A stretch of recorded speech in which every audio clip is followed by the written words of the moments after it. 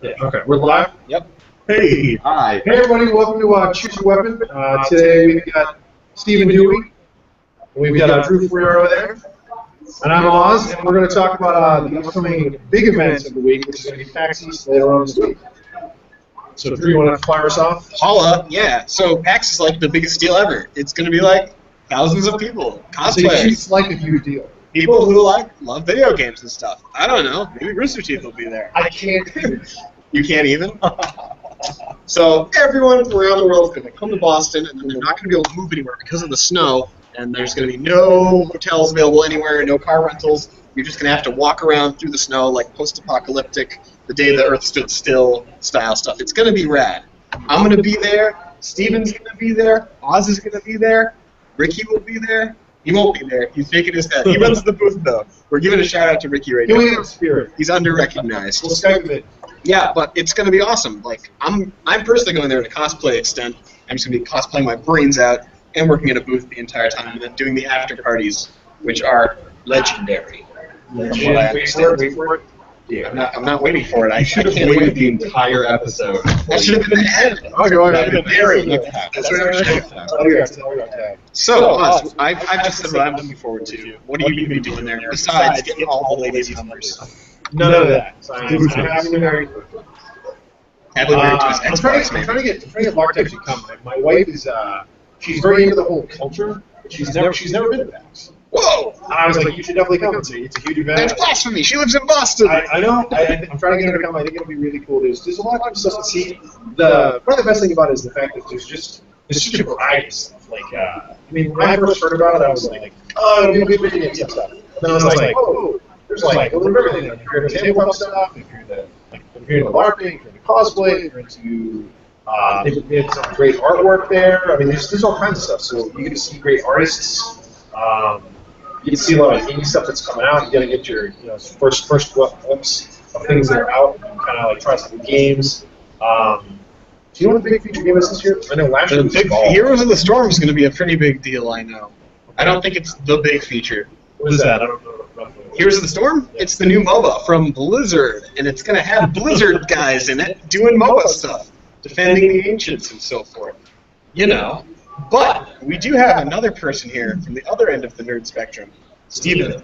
Hi. Will be there and doing things far different from us, I'm assuming. We've already done cosplay and video games. So, Steven, what are you going to be doing at PAX? So I sort of avoid Expo Hall like it's the plague a little bit. It is almost the plague. There is a plague after It can be. I live in the tabletop area, so I'm always going to be running demos with my gaming candles at Games Man, selling pre-orders of candles at Indie Bazaar, but the rest of my time I will be just hanging around the tabletop area. I basically live for new board game demos. So as many of those as I can get. Yeah, I love it. Kickstarters and or other Kickstarters or games that are coming out.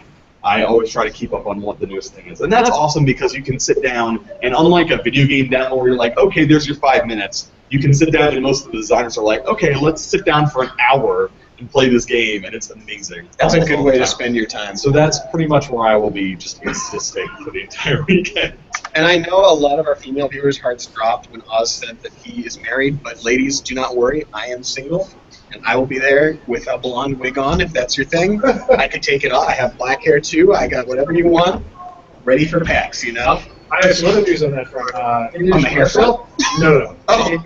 The marriage front. In addition to being happily married, my friend Stephen here, I would like to give him heartfelt congratulations. He has recently gotten engaged. I have. Whoa. Very exciting. It's like a level up in real life. To a hardcore LARPer. Yes. And gamer and all sorts of. I have to ask now, how did you ask? Or how did she ask, if I may be so bold? She defeated him with home source. Yes. One. I had to slay many dragons. Yeah, what did you roll on the proposal? I'm not going to say it was a natural 20 in life, but it went pretty well. Okay, so we're thinking like a 12 or a 13, Yeah, maybe? solid, above average. Success. So it's a success, that's all that I matters. mean, as long as your passives were strong and this one, it didn't really matter. You could roll a 5 and still Right, succeed. exactly. Just fall over, ring goes down the dog's throat. Yep, that could all have happened. It didn't, though. It did not. It went smooth as could be. And that's all that matters in the end. So you gonna have a gamer-themed wedding? Probably not.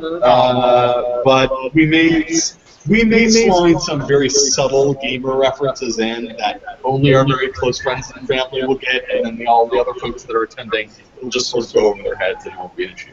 Yeah. So I guess as far as panels are concerned, I'm going to the Rooster Teeth panel. That's like what I live for. I want to meet those guys so badly.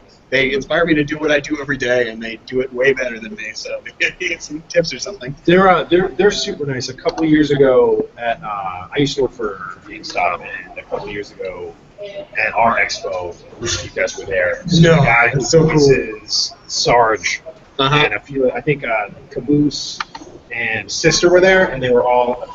I just know them by who they played, but they were recording voicemails for people for themselves. Oh, that's For the rad. longest time, my friend Jess had Sarge. She got rid of it though.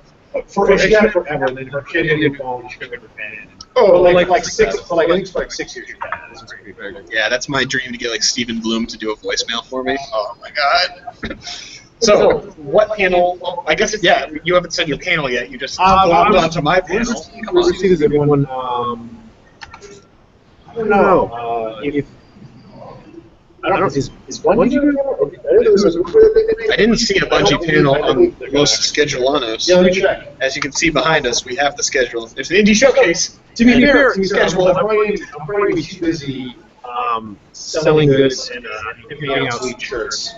Pimpin' sweet shirts. Yeah, we will. We didn't say it before, but we will be in the Armor Class 10 booth selling mad shirts. They're customizable. You have them in any size. They make them right there in front of you. They smell great, like plastic melting to fabric. And we have pretty much every size you can imagine. I think we have the smallest we have is like a girl's. It's like a tea cozy or like it's like a soft extra small or like a double extra small. And then the biggest we have is like a. Mark calls it a gamer medium, but I believe it's a 3XL. Yeah, triple XL, baby. That's what you want. You can use it as a blanket when it gets colder. We actually sold our own people that wanted them like as big as possible. Oh yeah, obviously we're around the house. Like, all right, whatever. People love huge shirts. That's the thing about it. They're getting their money's worth. I guess it's more fabric, you know. And if anybody has anything that they want, I know Mark's really cool about if people want stuff like on a tank top or a bag or a sweatshirt, if they bring it in, they'll still do it. Yeah, they got a nice big press there to work off of. So we have one more panel favorite to go over. What are you looking forward to? Probably the panel I'm most excited for is Design RPGs for Fun and Profit! Exclamation point. It's going to be one of the Sunday afternoon ones, and it is basically a panel of, if you are at all interested in the indie RPG scene, it's some of the biggest designers currently. D. Vincent Baker, Emily Kirvoss, Megway Baker, Joshua A.C. Newman, and I think there might be a couple other people on there too that I'm embarrassingly forgetting the names of, but a bunch of the people who are in the indie RPG story game scene basically telling you how to, if you love RPGs, make them and publish them and be an independent publisher, because that's the thing that is more of an option now than it ever was before, with things like Kickstarter and the crowdfunding. Hell yeah. So they're going to be giving what is looking to be a pretty fantastic panel of insight and advice and just sort of a quick snapshot on what the RPG scene is like currently in the indie sphere and how to get into that. Real quick, if I could just share a few more things with you. There will be musical performances, PAX East Indie showcases. You could even submit your games. There's also a PAX schedule that's now live. You can explore the panels online. And finally, there's musical performances. So I'll obviously do my research. I'm an authority on this subject. Absolutely. If you want to know more, just email me. I will link you to the PAX website, and you can find everything you need right there. So, anything else we're excited about? I mean, like, is there going to be any large-scale battles, any grudge matches going on? I know there's always a huge mega battle. I want to check it out. Some of the miniatures look spectacular. I love seeing all the artwork and all the hard effort that people put into this. Seeing the work sort of in the telling us like countless hours of like building, customizing, and converting. Is definitely worth seeing. I would encourage you to do that. It's not in your shot, don't worry. Okay. I've got your head. Okay.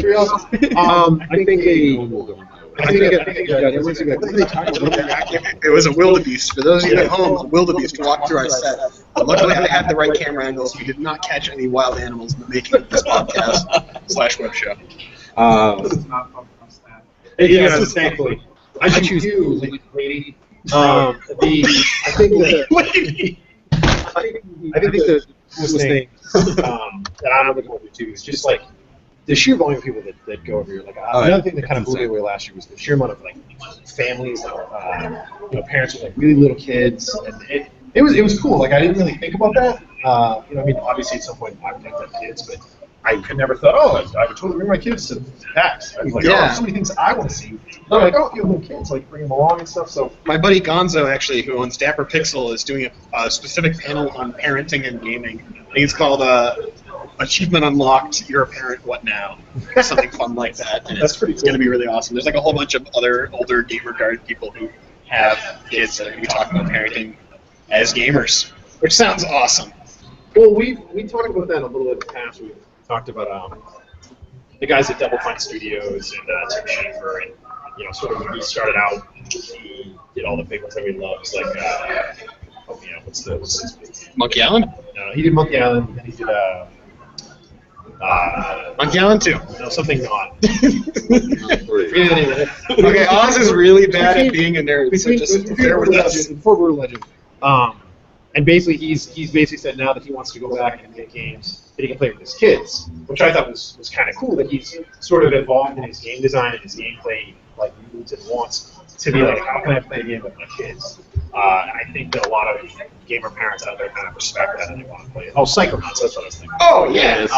And there was an interview where he was talking to a couple of parents, and one of the parents had asked him, I really loved Psychonauts when I was younger, and I was like explaining it to my kids, and I was like, man, I wish there was a game I could play with them, and that's kind of that's sort of similar more family-friendly games you can play with your kids, not just a game for kids. Well, it's great. I mean, I'm seeing a lot of that too from my end of the spectrum as well. So with like the web series, Tabletop, the whole Geek and Sundry podcast, and things like that. That sort of has been opening up board gaming a little more to the mainstream. And one of the things I get a lot through that show, or as a result of that show, is people playing board games with kids in general. Because board games are sort of a great intro. So I saw it at PAX last year. I'm sure we're going to see more of it year after year. But I will sit down to demo a game with like a couple kids and their parents and some other random people, and it's all age groups a lot of the time because kids are getting more involved in all sorts of games, both video games and social games that they can play with their families. So all of that's really great to see. Well, that's all the time we have to talk to you about PAX, because PAX is coming up and I need to get home and get my cosplay done. So, I guess, as a sign-off, we're going to take this on the road a little bit. This is where we all talk. This is the three-dimensional spinning view. There's Ricky, our control board operator right there. Look at him. There's the Microsoft Store. I'm just going to cut to the wide so you can see what I'm actually doing here. It's ridiculous. I'm sorry, I don't have a Surface. So, whether it be elf shoes, get a weapon, 12-sided dice. Chainsaw? Ricky, weapon. A 1967 Chevy Corvair. 4-sided die. Bolter. Or, No no matter what weapon you get, a flip comb, it's all welcome here. Oz and I accept everything. We've done it all. We'll do it all again later. This has been Choose a Weapon. Fight Safe. See you at PAX.